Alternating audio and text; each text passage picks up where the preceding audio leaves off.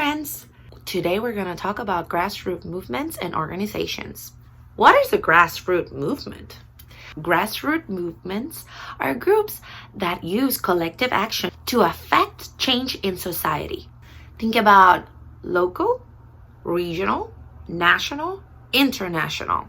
Grassroots movements come from the people. The power of the grassroots movements come from the people in the community. Grassroots movements use diverse strategies to achieve their goals. Some of these strategies are house meetings, organizing large demonstrations, putting up posters, talking with pedestrians in the street, or door knocking, gathering signatures for petitions, setting informational tables, using social media to organize virtual committees, and many other things. To talk about grassroots movements, we're going to use this story.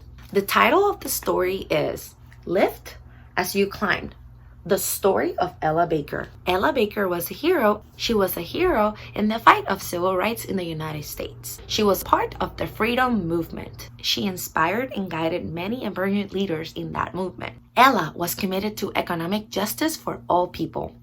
She once said, "People cannot be free until there's enough work in this land to give everybody a job." She was a believer in the power of community to create solutions to their problems. The story Lift as You Climbed was written by Patricia Ruby Powell and illustrated by R. Gregory Christie. This book was published by Margaret K. McElderry Books. The reason why I chose this story to talk about grassroots movements is because this story is set in the South. It's set in the South region of the United States. I live in North Carolina, and Ella was raised in North Carolina. It made me feel a connection with my community. Before I read this story, I would like to give you some information. This book is set in a time where the word Negro was used to describe Black and African American people. This was over 50 years ago. Nowadays, we don't use that term, but in the 1960s, this was the most respectful term to talk about Black and African American people in the United States. Right now, it is respectful to use the terms Black or African American to talk about this community. Now that I gave you this information, I hope you enjoy the story. Lift as You Climbed, the story of Ella Baker.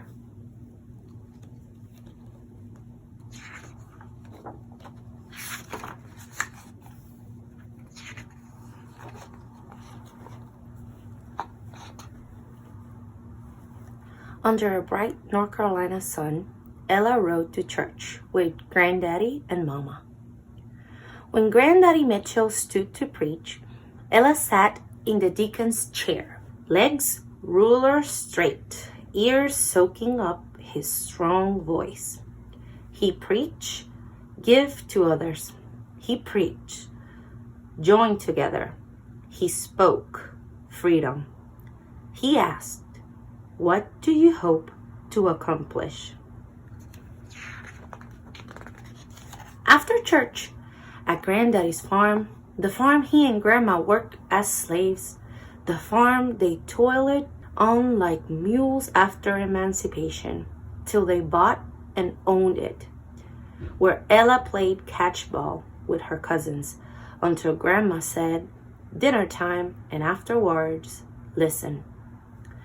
Back when we were slaves, Master said, bet you marry light-skinned Carter.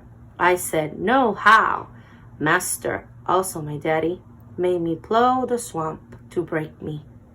After turning the muck, I went and jumped the broom, married proud Dark Mitchell, your granddaddy, and danced all night long. Ella drank up that story till it filled her bones. She listened to neighbors tell about chopping cotton.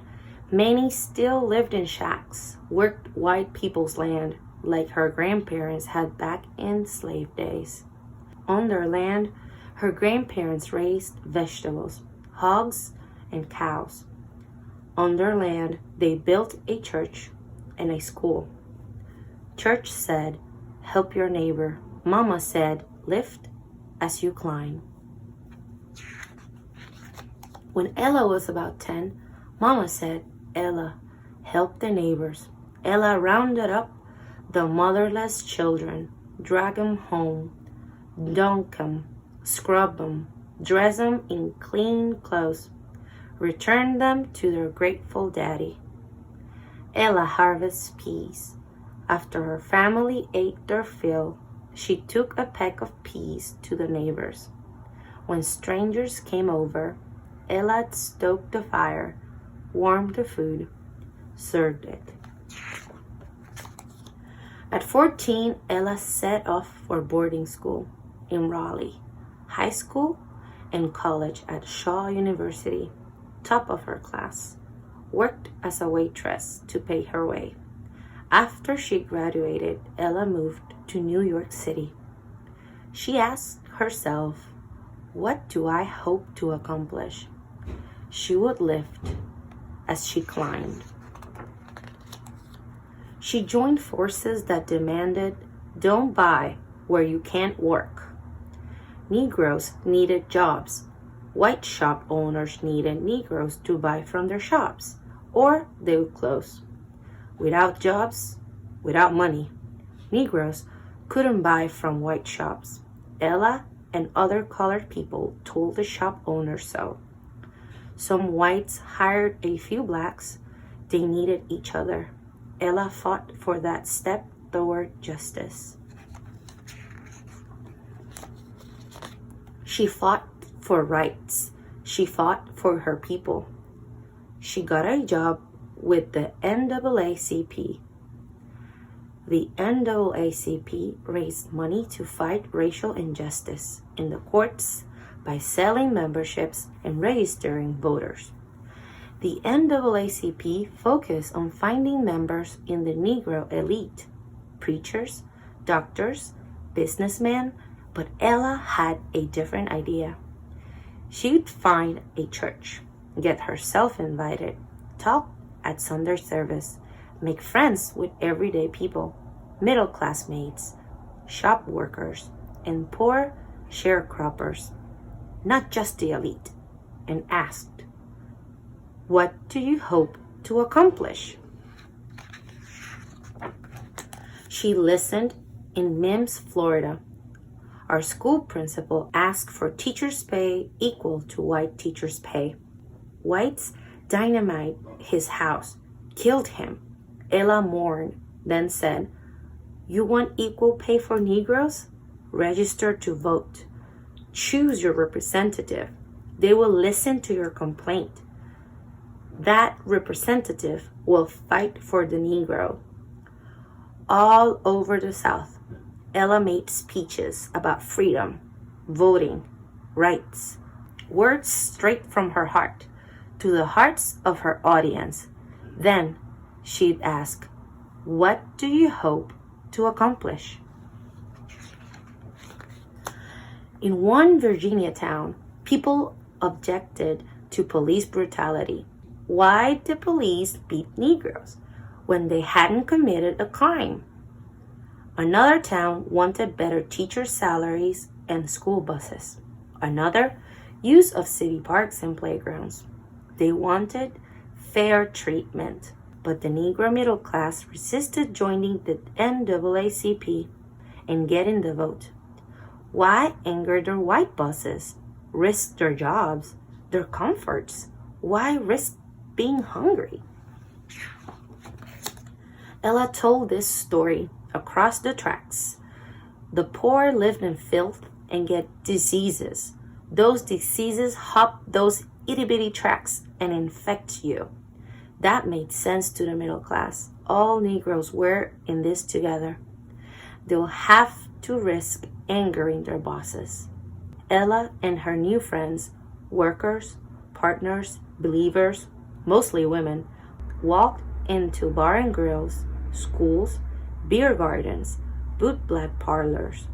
She was always the poised lady, always Miss Baker, posing the question, what do you hope to accomplish? The people wanted freedom.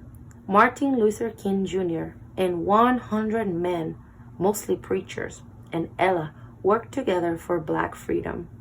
They formed the Southern Christian Leadership Conference. Churches worked with preachers at the top, handling down knowledge from the pulpit to the flock.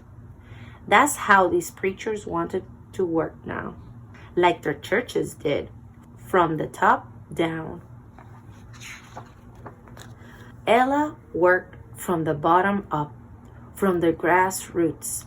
She wanted people to solve their own problems, like her mother taught her, lifting as she climbed. But the powerful men weren't used to women working in their inner circle. Ella listened to the people, then raised their questions with the preachers. Shouldn't we harness the power of Black women as leaders? Shouldn't we train local leaders? Shouldn't we create education programs? She challenged Reverend King with her ideas, rather than just the elite and the middle class. What about the poorest? What about the people at the bottom? Dr. King didn't always agree with Ella, but he respected her. He said, Ella must head up our new organization, the SCLC, to register voters, stand up to the whites. His order came from the top down. Ella thought he should ask, not command. Still, she agreed, for the cause, for the freedom movement. She'd empower people to take action. She registered voters. Then something amazing happened. Negro students sat at whites-only lunch counters. They wanted to be served a hamburger alongside white people in the store where they bought school supplies. In Greensboro, Nashville, Atlanta, Durham, sit-ins exploded throughout the South. Ella had never been so excited.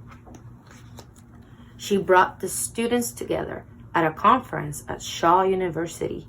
She wanted them to organize. A united swell of voices was more powerful than individual voices. They asked her advice.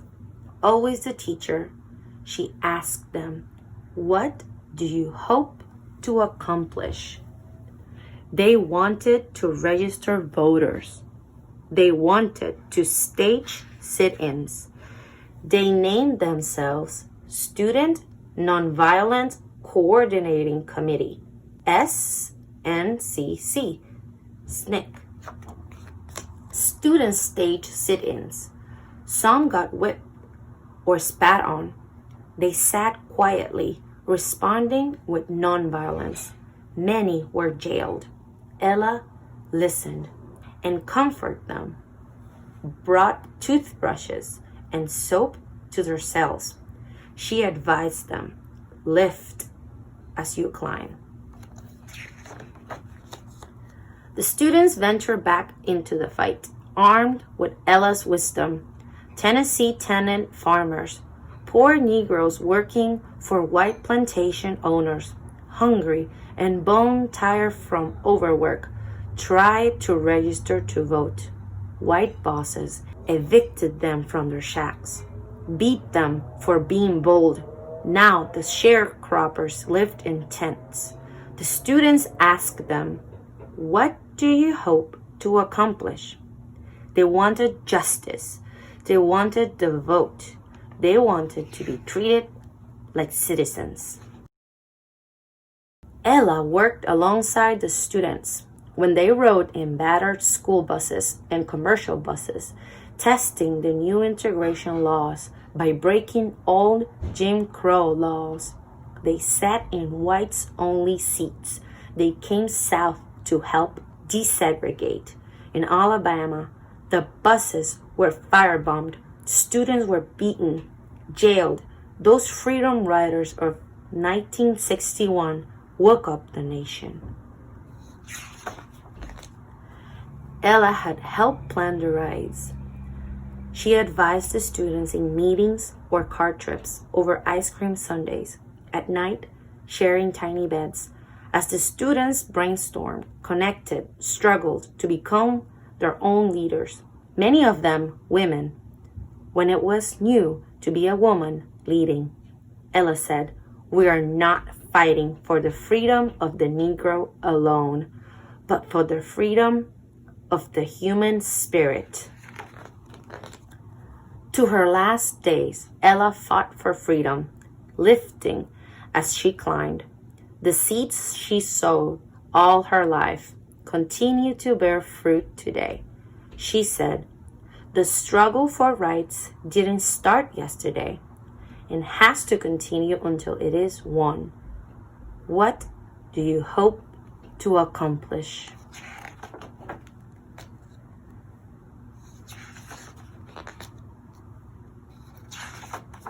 The end.